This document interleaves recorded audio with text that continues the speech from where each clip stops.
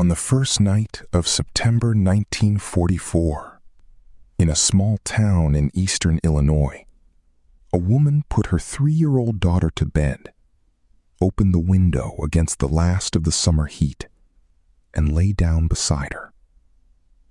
A few minutes later, she smelled something sweet coming in off the sill. Then, her legs went numb. Within 9 days, 24 more reports would follow. The same smell and the same creeping paralysis. And armed men would be walking the streets after dark, hunting the figure the papers called the Mad Gasser. Then, it stopped. No arrest. No chemical. Nothing found. A year later, a psychology researcher explained the whole thing in one sentence. There had never been anybody there at all. Welcome to the strange Casebook. The town is Mattoon, Illinois, a rail and factory town of fewer than 20,000 people, 3 years into a war, its men of fighting age gone, and its windows open all night against the heat. The woman is Aline Kearney, and the file in front of me tonight is strange even for this casebook, because it is not really a file about a monster. It is a file about whether the monster was ever there. As always, I will give you the record, not the rumors. On the night of the 1st, Aline Kearney is lying in the back bedroom with her small daughter. Her sister is in the living room. The smell reaches her first, sweet and cloying and completely unfamiliar, drifting in through the open window. She calls out to ask whether someone has left the gas on. Then her legs go heavy and stop answering her, and her throat begins to burn.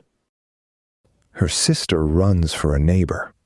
The police are called that night, and they search the yard, the alley, the ground beneath the window. They find nothing. Then her husband Bert gets home at about midnight. As he comes up to the house, he later tells police, there is a man standing at that bedroom window. Tall, dark clothes, a tight-fitting cap. Bert chases him. The man is gone. That description, given before the town had any idea what it was looking for, becomes the description of the Mad Gasser for the next 80 years.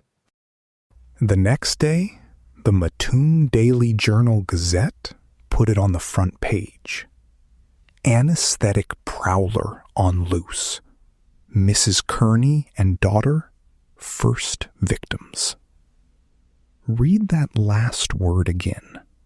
First. The paper had not simply reported an assault on a family. It had promised its readers a series. It got one. Over the next 9 days, the calls came faster than the police could log them. A sweet smell at a window, nausea, a burning mouth, legs that would not take weight. Then full recovery, usually inside 2 hours. On the 5th of September, on North 21st Street, Mrs. Carl Cordace found a cloth lying on her porch. She picked it up and put it to her face. Her lips and mouth burned. Her face swelled. She was ill for 2 hours. Nearby lay a skeleton key and a lipstick tube, almost empty. That cloth is the hardest object this case ever produced, and a great deal turns on it.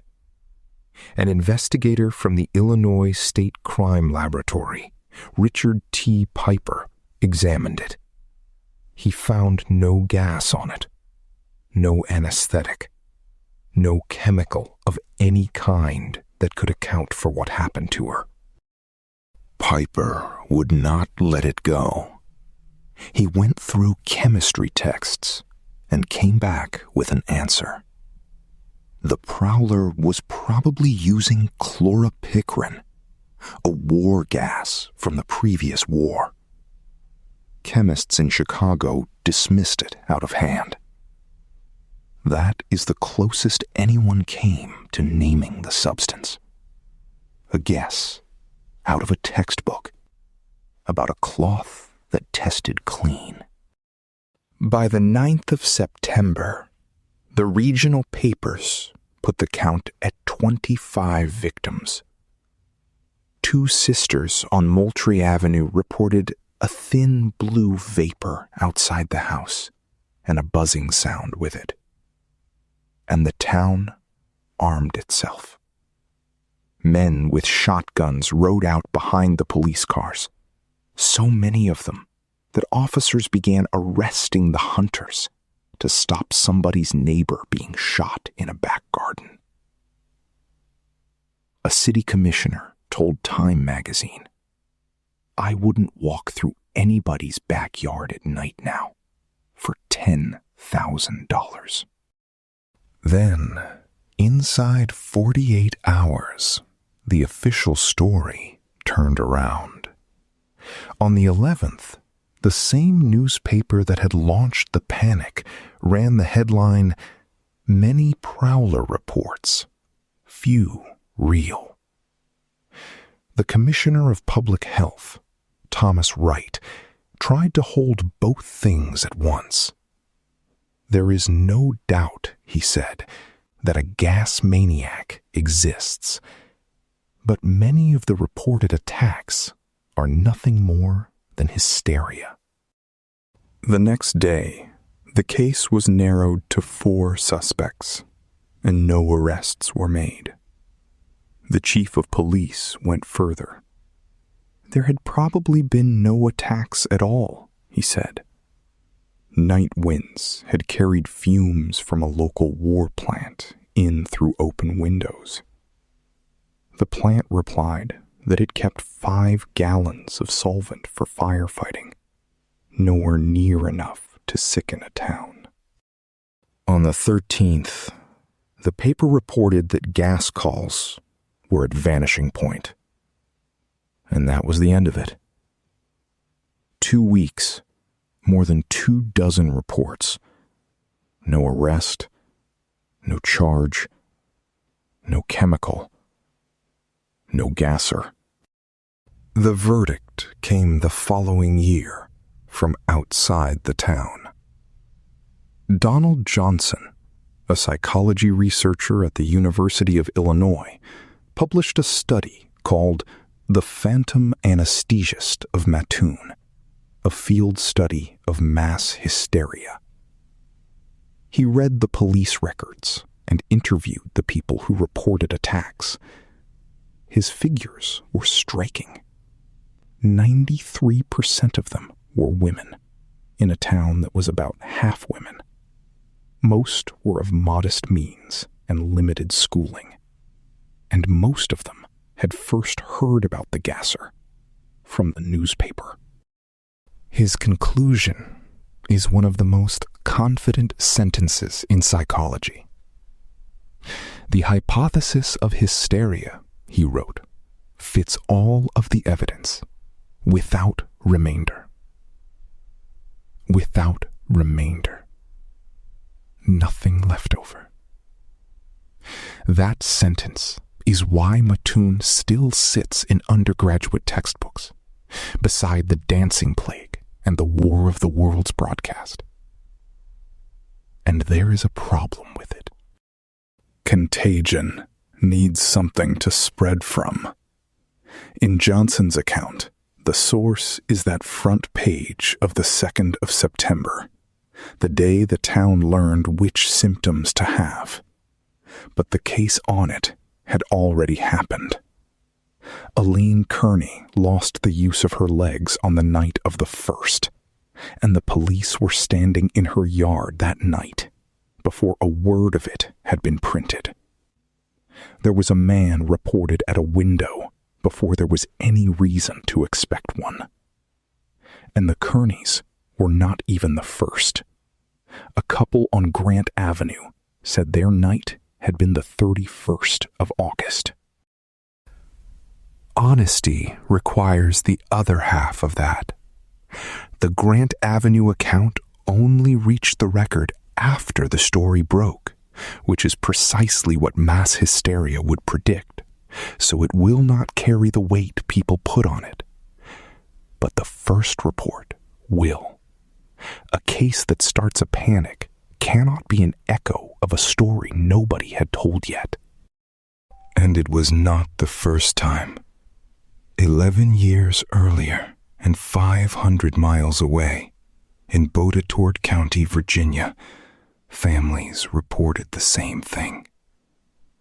It began on the 22nd of December, 1933, and ran into February. A sweet smell at the window. Nausea. Paralysis. A doctor called out. Everybody recovering. Footprints beneath the windows. A bottle of sweet, oily liquid found in the snow, which a chemist judged harmless. And the same conclusion at the end of it. Hysteria. No suspect. Either the story travels, or something else does. In 2003, an Illinois science teacher published a book arguing the Mattoon attacks were real, and named a suspect, a local man who had studied chemistry and kept a laboratory of his own. I am not going to repeat his name.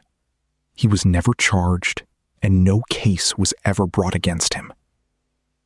Nothing in the theory has been tested against evidence. I offer it as a theory, and nothing more. Against an attacker, the laboratory found nothing on the only object anyone recovered. No known substance would paralyze a woman in a back bedroom, leave her sister in the next room untouched, and vanish without residue. And the reports collapsed within a day of the police telling the town there was nothing out there. Gas does not read the papers.